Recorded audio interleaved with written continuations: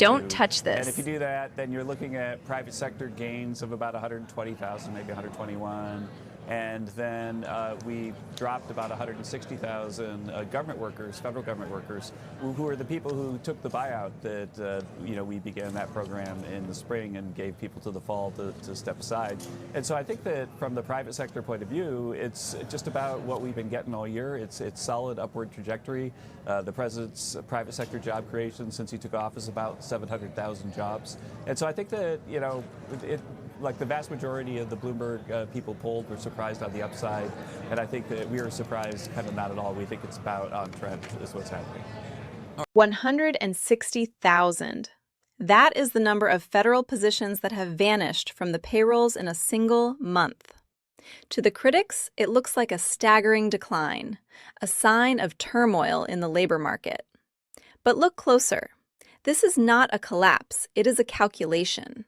While the bureaucracy shrinks, the private sector is quietly surging, adding 120,000 real jobs. The draining of the swamp is no longer a slogan. It is a statistical reality. The revelation came from the White House lawn, delivered with the calm precision of a man who knows the plan is working. Kevin Hassett, the director of the National Economic Council, stood before the cameras on CNBC to dismantle the mainstream narrative. The backdrop was gray, the trees leafless, but the message was one of renewal. Hassett did not shy away from the negative print on federal employment. Instead, he owned it. He explained that the loss of 160,000 government jobs was largely the result of voluntary buyouts, a strategic thinning of the herd initiated months ago. This was the moment the administration stopped apologizing for cutting government and started celebrating it as a feature of the new American economy.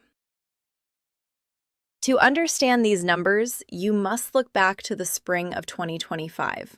This was not a sudden wave of terminations, nor was it an accident of the market. This was a deliberate architectural change designed by the Trump administration. They offered deferred resignation buyouts, a financial off-ramp for career bureaucrats to leave their posts voluntarily.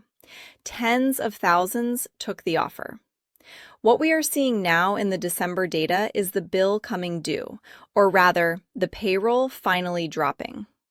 It is a massive reduction in the permanent administrative state. For decades, conservatives have argued that the federal government is too large, too unwieldy, and too expensive. Now we are watching the physical manifestation of that belief. The machinery of Washington is being disassembled, piece by piece, not by force, but by incentive. While the media focuses on the contraction of the state, they bury the expansion of the citizen. The private sector, the engine of true prosperity, has added 700,000 jobs since January. In this month alone, while the government shed weight, American businesses added 120,000 roles.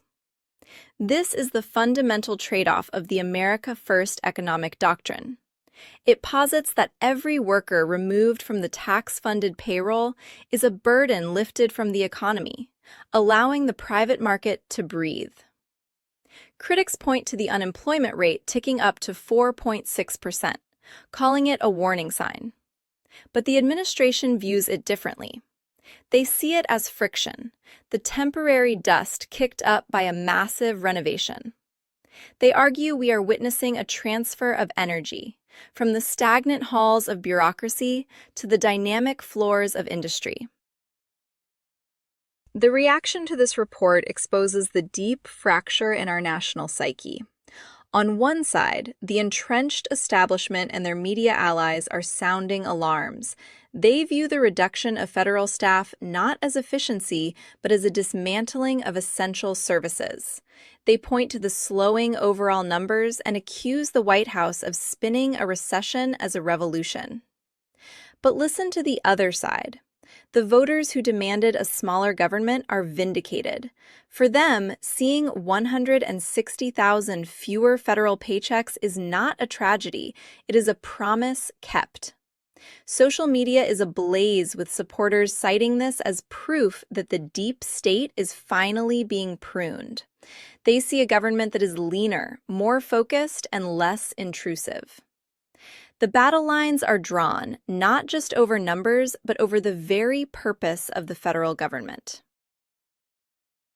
We're living through a historic correction. For generations, the trend has only gone one way, up. More agencies, more regulators, more spending. Today, that trajectory has been forcibly reversed. The data is clear. Washington is shrinking, and Main Street is hiring. Whether this gamble pays off will be decided in the coming months, as we see if the private sector can absorb the shock of such a rapid transition. But one thing is certain: the era of unchecked federal expansion is over. The bloated machinery of the past is being dismantled, and a new, leaner architecture is rising in its place. This is not just an economic report. It is a declaration of intent. The state is receding, and the people are taking back the ground.